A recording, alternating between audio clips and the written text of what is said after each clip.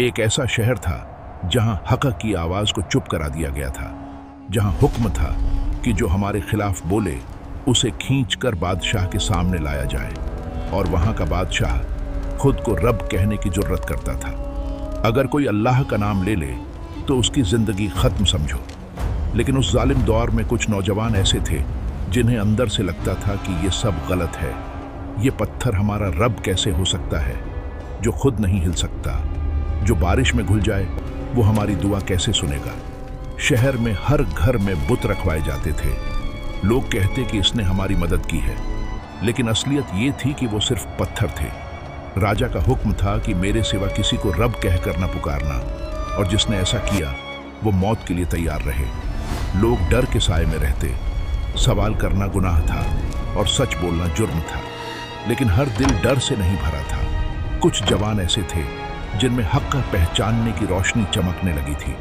रात की खामोशी में छुप कर मिलते और एक दूसरे से पूछते कि ये धरती और आसमान किसने बनाया। ये बादशाह जो खुद खाता है, सोता है, बीमार पड़ता है, वो रब कैसे हो सकता है। उनकी बातें शहर भर में फैल गईं, और एक दिन खबर बादशाह तक पहुंची कि कुछ लड़के उसकी रब की बादशाहत को झुठला रहे हैं। राजा भड़क उठा और बोला, उन्हें सुबह तक पकड़ लाओ। जब ये बात जवानों तक पहुंची तो उनके सामने दो ही रास्ते थे, ईमान छोड़कर जान बचा लें या जान देकर ईमान बचा लें। उन्होंने फैसला कर लिया कि हम झूठ के साथ नहीं जी सकते, चाहे सब कुछ छोड़ना पड़े।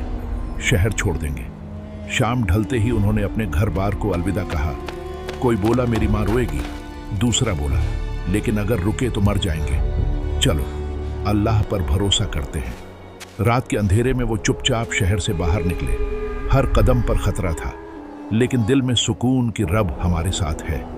शहर से दूर उन्हें एक गुफा मिली। थके हुए, डरे हुए, लेकिन अल्लाह पर यकीन के साथ उन्होंने वहीं ठहरने का इरादा किया।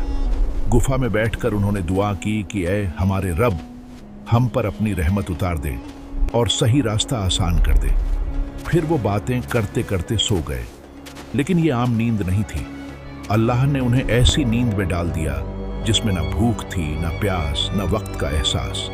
अल्लाह उनकी करवटें बदलवाता रहा ताकि जिस्म सख्त ना हो जाए। सूरज की किरणें भी उन पर सीधी नहीं पड़ती थी, और गुफा के बाहर उनका कुत्ता पहरा देता बैठा था ताकि कोई अंदर न जा सके। दिन बीतते गए, साल गुजर गए, शहर बदल गया, राजा बदल गया, लेकिन वो जवान वैसे ही सोए रहे। पूरे 300 साल, और 9 साल और बढ़ाकर कुल 309 चांद के साल। फिर एक सुबह अल्लाह ने उन्हें जगा दिया। उन्होंने एक दूसरे को देखा और कहा कि हम शायद आधा दिन सोए होंगे। उन्हें मालूम नहीं था कि सदियां गुजर चुकी हैं। भूख लगी तो उन्होंने एक को शहर भेजा। उसके हाथ में पुराना सिक्का था। जब वो शहर पहुंचा तो हर चीज अलग थी। चेहरे, कपड़े, माहौल और अल्लाह का जिक्र आम था। उसने दुकानदार को सिक्का दिया तो दुकानदार दंग रह गया कि ये सिक्का सदियों पुराना है, तुम कौन हो। लोग उसके पीछे पीछे गुफा की तरफ चले आए, और जब उन्होंने उन जवानों को देखा तो सब हैरान थे कि ये तो वही लोग हैं जिनकी कहानी हमारे बुजुर्ग बताते थे। लोग रोने लगे और कहने लगे कि ये अल्लाह की कुदरत है। उनकी वापसी ने शहर को ये बड़ी सीख दी कि सच को दबाया जा सकता है लेकिन मिटाया नहीं जा सकता।